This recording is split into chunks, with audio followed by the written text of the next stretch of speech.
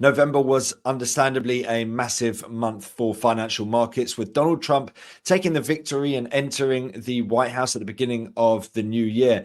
Let's look at what the big movers have been over the course of November, whether it comes to the likes of the indices, the FX, or the commodity space, and also whether these recent moves are indicative of big trends to jump on or something that we're likely to see fade and reverse as we move into the back end of the year.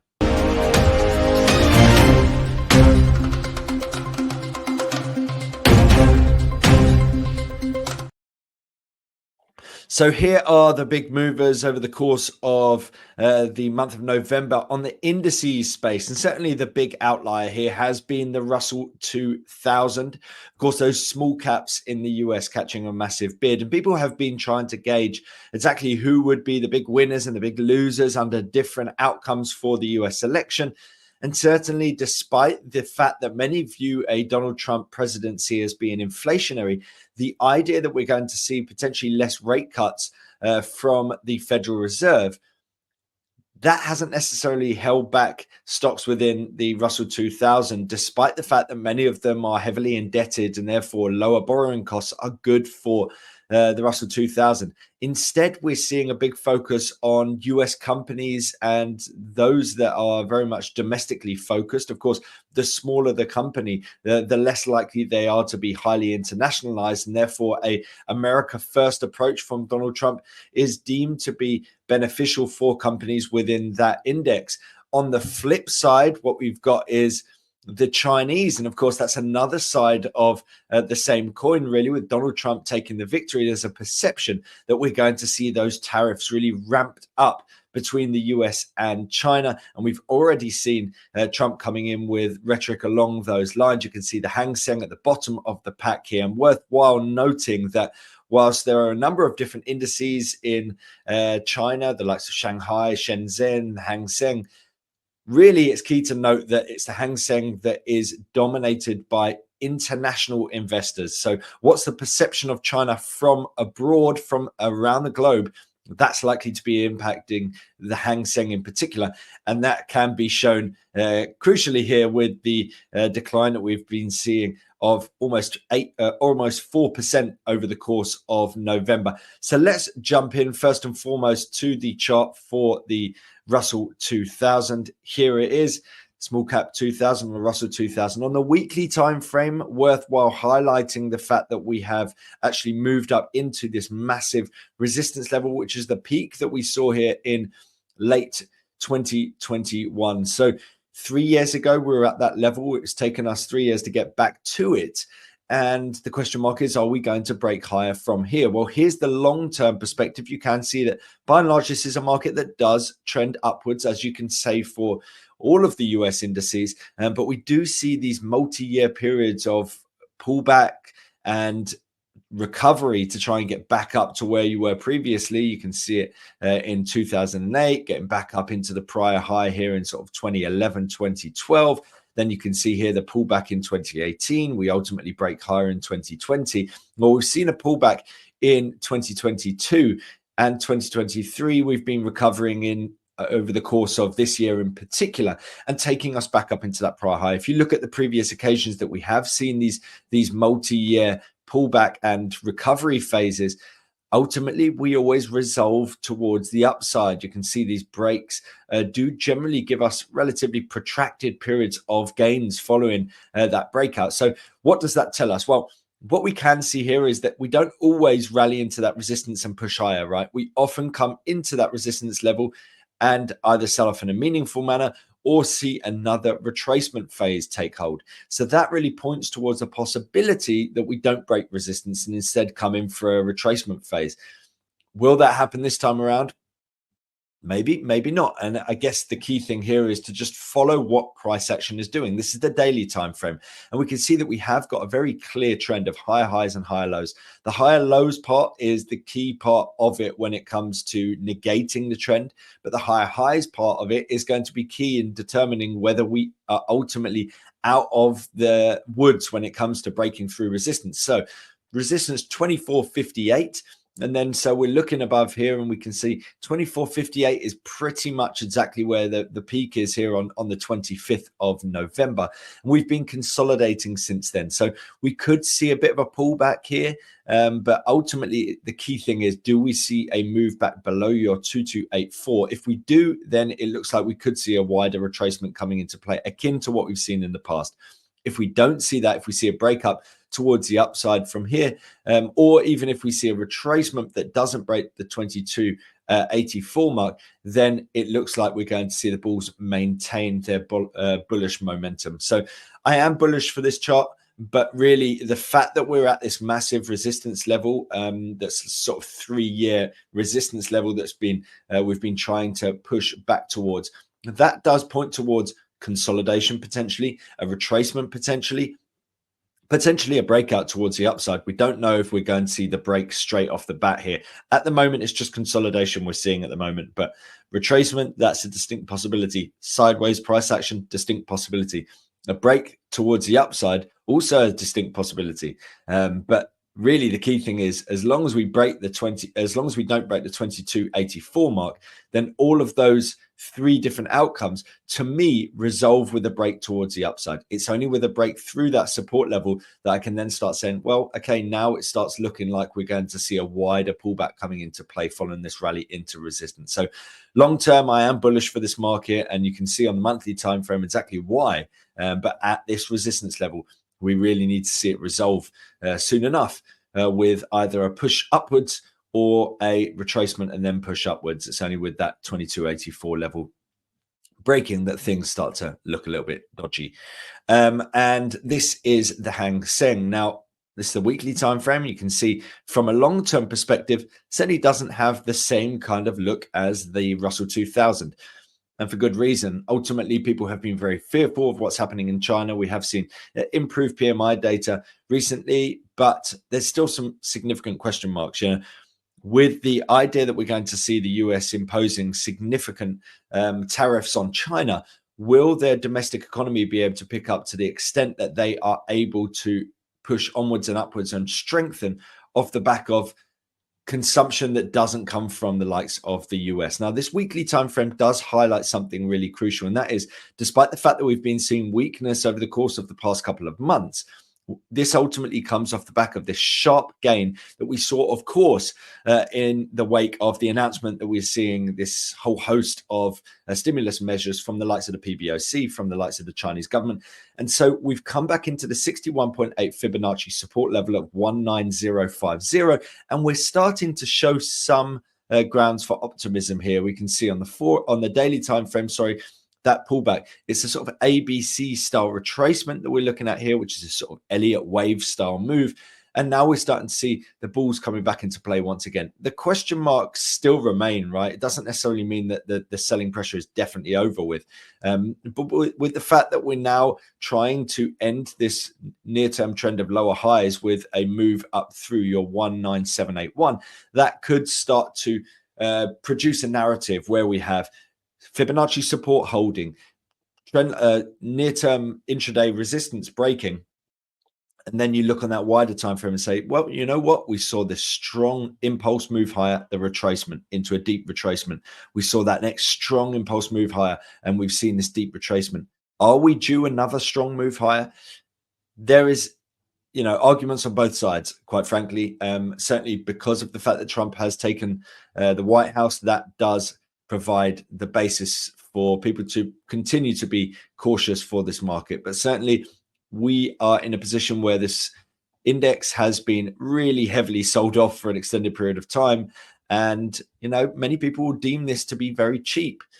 So, with the fact that the US and China relationship is potentially going to sour further, that could actually push many Chinese consumers away from US goods and into Chinese goods. It could also push Chinese companies into developing products that currently is being consumed from the US, but instead they'll start to strengthen that industry in their own country.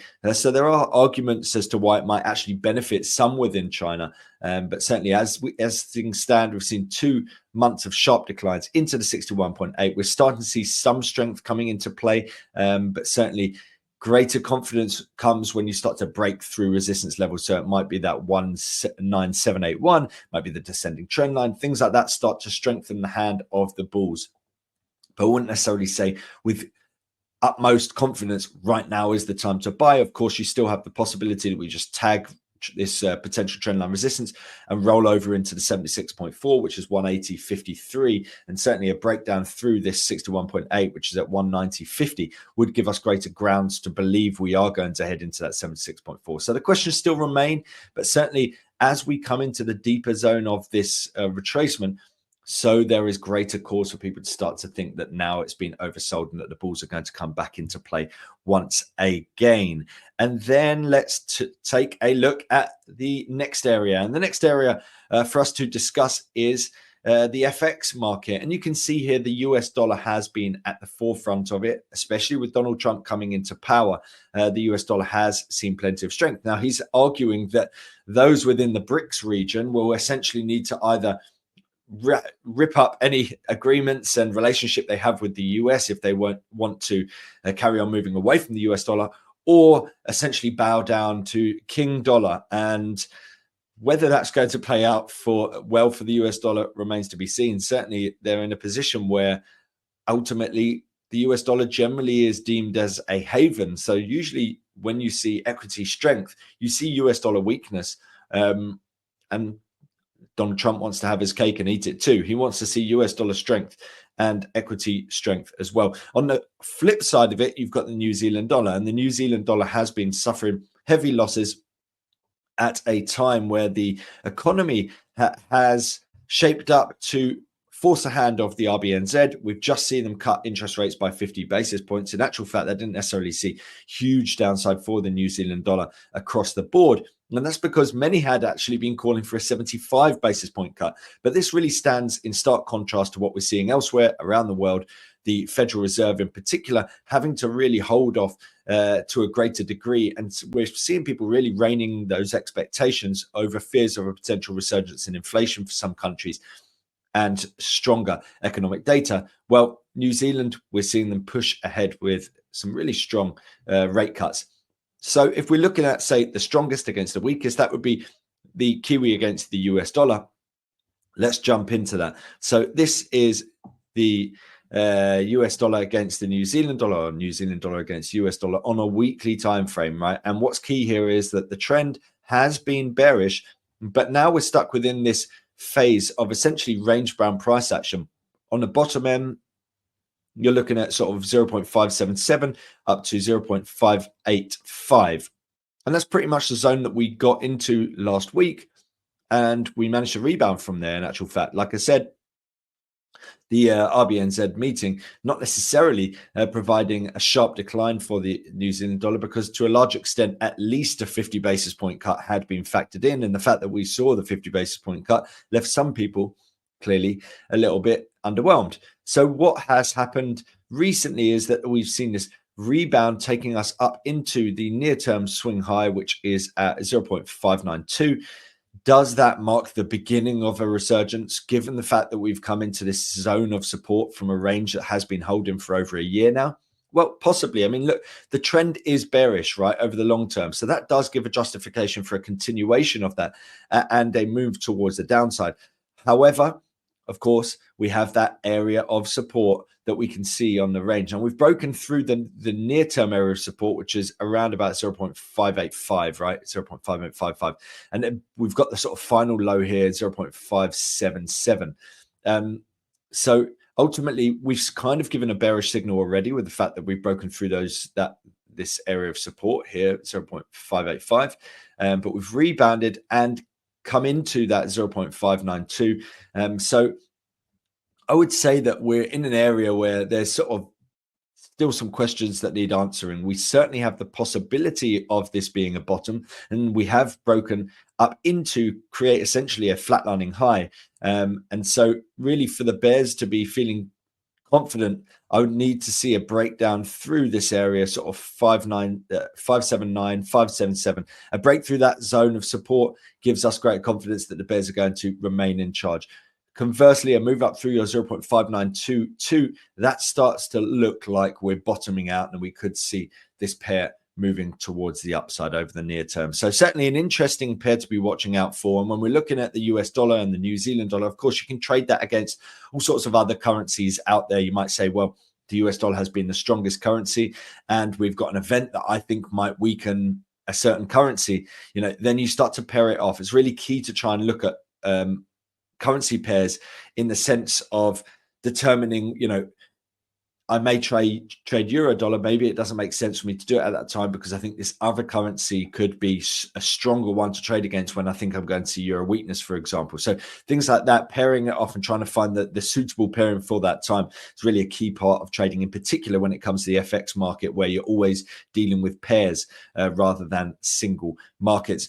Let's wrap things up with a look at the look at the commodity space. And you can see nat gas, as ever, is the big mover here. I often strip it out and then try to look at other markets. But because of the fact that it's the only one that I've got here that is in the green, I thought we'll talk nat gas once again. And it is an interesting one, given everything that's happening over in Ukraine and Russia. On the flip side, Palladium unwinding many of the gains that it has recently seen. So let's kick off with the positive, and that is nat gas. Now, natural gas, we can see here, has actually started to already unwind some of the gains that have been seen recently. You can see over the course of the post-election period, we saw this strong run-up in terms of natural gas. Now, arguably, you would expect to see natural gas weakening in the event that we see an end to the Ukraine-Russia war. And certainly that started to sort of come into the narrative recently with the idea that Donald Trump might actually wane with his support for Ukraine. And it does feel like, despite the fact that Ukraine sort of managed to push into some parts of Russia itself, does feel like, unless it continues to get the funding, unless it continues to get the weapons, we could possibly see a move towards some sort of resolution that would likely free up the natural gas market and potentially provide the basis for downside for this market. Some people would say, well, Europe's ultimately taking gas from Russia anyway. It's just the way that it's doing it is somewhat underhand. Sometimes it goes via other countries, the likes of China. But in any case, what we're looking at here is a market that has been trying to bottom out. We, of course, at the inception of that Ukraine-Russia war, we saw this massive boom as we saw Europe really try to readjust its supply lines. That has essentially been done, and we saw that collapse. And now we generally see European supplies in a very healthy position. So not necessarily in a position where we're going to see this massive squeeze in terms of them desperately trying to get supplies from somewhere or other. The recent rally has taken us back up into this area of resistance that we have here. Let me just try and make it so that it's very clear for you to see. So the resistance level is around here, 366, and we rallied into that level. Now seeing this sharp decline at the back end of the month, but ultimately it's the way that it's shaped up, in the sense that the retracement ended at the beginning of November, and then we saw that rebound taking hold from there, and it was sort of three really strong gains, and then we saw a gap higher, but then ultimately heading lower over the course of the last week. And then we're now continuing that with weakness heading into the new month. So the bullish trend that has been dominating recent months does point towards a possibility that around about the sort of 3006 or let's see exactly what that is, 2.859. That kind of area could see the bulls coming back into play once again. Of course, you're going to have to watch out for what's happening in terms of Ukraine and Russia. If we see the US backing Ukraine and potentially Donald Trump pointed towards a possibility of further funding, that would, in my mind, provide the basis for strength for the likes of nat gas. But if we see moves that indicate the potential move towards the end of this war, I think there's a good chance that we see further downside coming into play and a rolling over of a market that has ultimately been really regaining significant ground over the course of recent months. Now, Palladium's a really interesting one as well, because we saw this big boom over the course of October in particular, taking us up into levels not seen since, well, this peak at the back end of 2023, essentially. And that's the area that essentially we topped out at. And you can see it here at 1.249, the long-term trend isn't a particularly favorable one. And ultimately, you do have this argument around EVs and catalytic converter demand, essentially meaning it's going out the window. But look, we've seen this big decline back into such a strong retracement. At some point, there was a good chance that we were going to see people argue that, that sell-off is overdone. And you can see that over the course of recent months, we have been regaining ground. You can see over the course of August, September, October, but November was very different, and we saw that reverse in a very meaningful manner. However, if we look out here in terms of the Fibonacci's, you can see, let me see how it's clearest, probably on this chart. So we can see that this rally up out of this intraday trend then took out a number of swing highs, and we've pulled back into the 76.4 Fibonacci level, and now we're starting to regain a bit of ground. So there is an argument that this is the area where the bulls are going to come back into play. We've seen a rally at the sort of middle of November, then we pulled back. Is this just a retracement before we head higher once again? You can see that there is an argument to be had that essentially we've pulled back into a 61.8 now, and now we're starting to see potentially the bulls coming back into play once again. So from a sort of demand perspective, there's still significant question marks for the likes of Palladium.